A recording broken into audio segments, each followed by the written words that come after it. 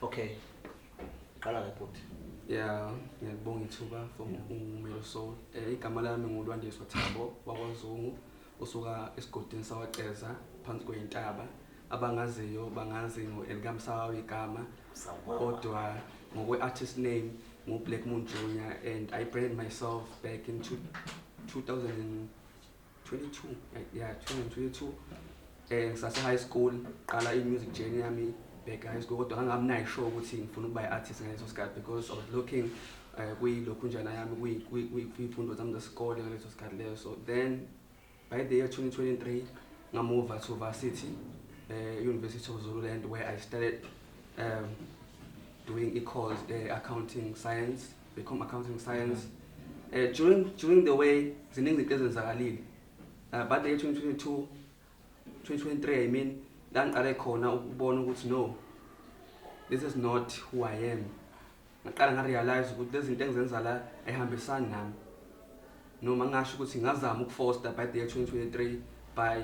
the year 2024 iswe ngiqala khona ukurealize ukubona futhi ukubona kahle ukuthi no, njengamanje sekumele ngichoose okuyikhona khona kumele ngikubheke ngaleso sikhathi leso where I started doing music sengiqala ngarecorda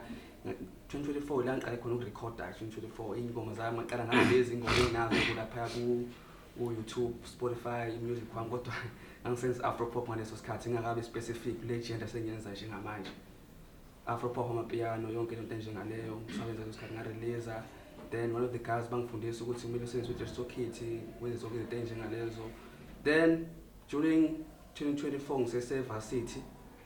lento music yaqala yangena ngayizwa ukuthi hayikhona ehamba nami ke manje akusafocuseki ke manje ngisabethe ngithi ngibeke incwadi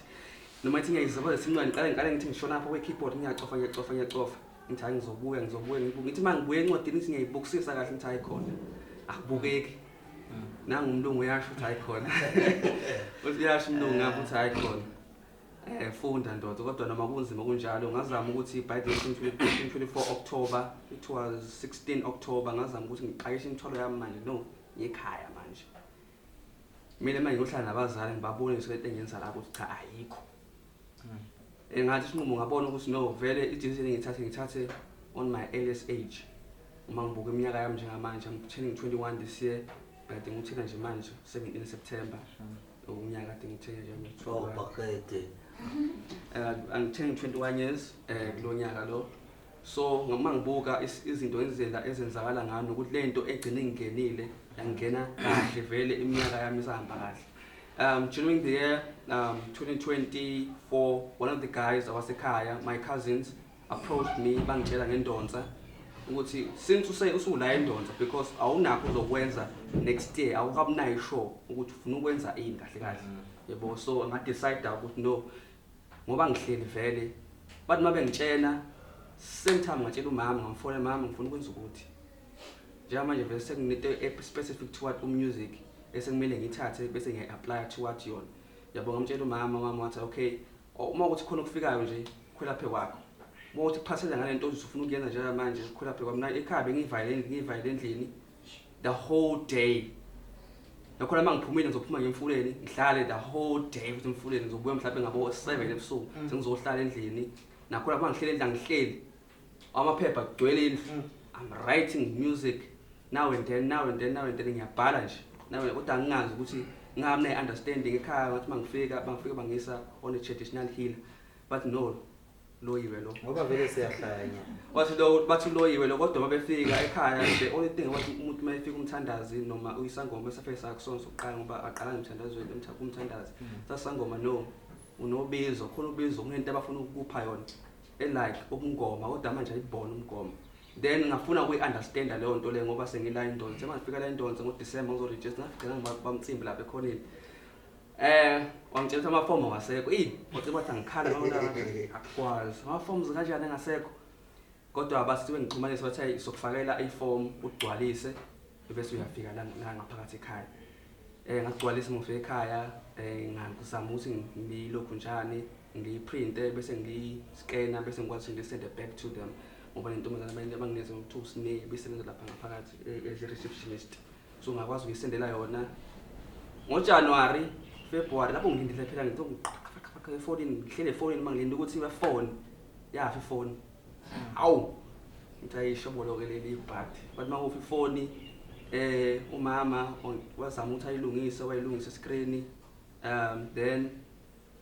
ngazama ukuthi ngixhumane nothisha so ngathi mangixhumana nothisha nje ukuthi vele ama auditions la ngaphakathi esenziwe already yabo ngathi wathi ngifike on Monday ngafika lapho le ndawo ukuhlala lo ngangenayo ke ukuhlala then ngazama ukubhatalisa ngathola cousins nabazala abahlala khona nawo lona ngihlala khona mabedlala njengamanje then bangikwazi ukunisupport ngendawo yokuhlala ngangaba nayo yonke ngafika ke Ndonza uma ngifika eNdonza there's a lot engiyigenile ngaphakathi enqamba manga there's a lot engiyigenile angazi ngasebenza ne group before I've never worked with the group before I've never worked with the people who already knew music you know mina engakusho ukuthi music was something nje engangithola ngiyimina because I was focusing on something else yakwazi ukuthi ingene then now I'm focusing towards yona and I'm focusing to achieve leyo nto leyo okuwona music njengamanje I've learned so many things I've learned to work with the group work with the band and become myself and become the artist I'm imagining in my mind ukuthi lo muntu engicreate njengamanje is a brand is Black Moon Junior why you are calling yourself Black Moon Junior why you're looking yourself there why you're stepping yourself there there are so many things happening in my journey right now I even ngihlele endlini ngiyibuka ngithi okay ngiyibuka esibukweni ungubani vele why you are calling yourself Black Moon Junior why you are looking yourself as an Englishman because you have never spoken English with anyone before but if I sit down and check izinto ezenzakalayo and look at myself trying to structure myself ngiyabona ukuthi okay you are calling yourself because there's someone in you as a spirit who is pushing you so hard to be that kind of person of which I'm calling myself Black Moon Junior inyanga emnyama someone who sit in the darkness only came with light of which that's me I explain myself as Black Moon Junior of which angigenela ekhaya kuningi ngikugenile as an artist and I'm looking myself forward because baningi aba artists engibuka kona right now I'm looking to Loyi so I'm looking Bro Tyler there's so many people because I've always wanted to become a worldwide known artist a global known artist because I'm a pop singer R&B singer Afro R&B singer and I'm looking forward to do all those things right now ngangifika eNdonza ngafuna ukurecord because into ebesekhanda it was content yeah it was content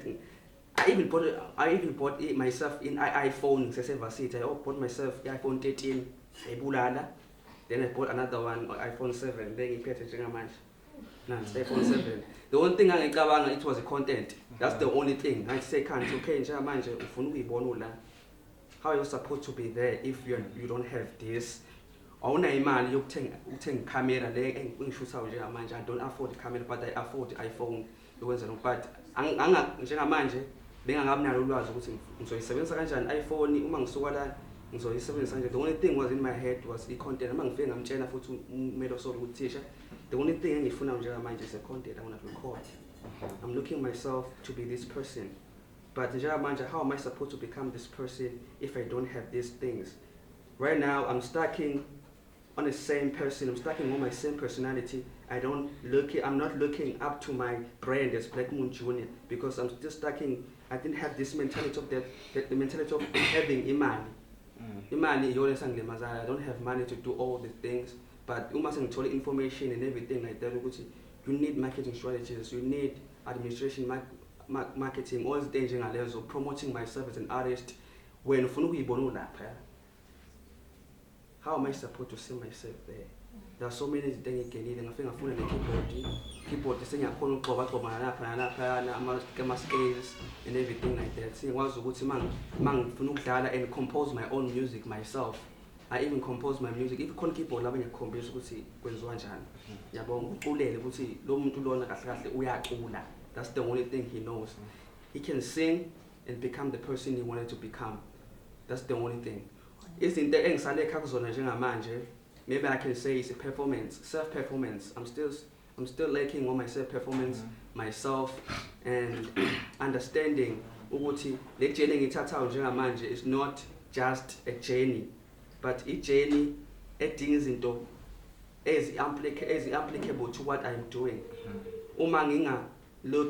ngingasebenzi towards achieving a music business and learning how to take my music marketing strategies I mean ngiyashoka manje so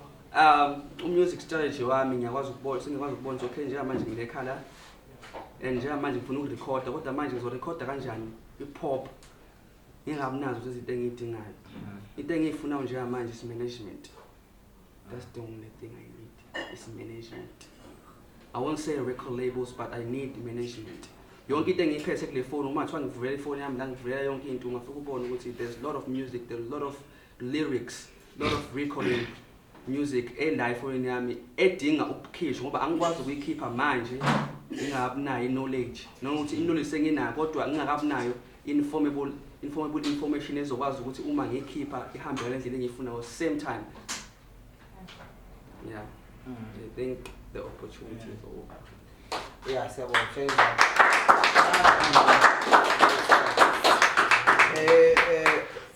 Ungasheshi usoke lapha because ngifuna ukukhuluma something before uzohleza hansi. Isikole is very important. Ukuthi uma uqeda ukufunda music uyakwazi futhi ukuthi uqhubeke kwenze okunye side because music uzobe usukwenzile. Number 2, release music it doesn't cost that much. You can release music at any time given and then market later. Because the strategy is right is to market and uyabo keep music kwakho. But again, futhi keep music kwakho bese uya market. One and the same thing.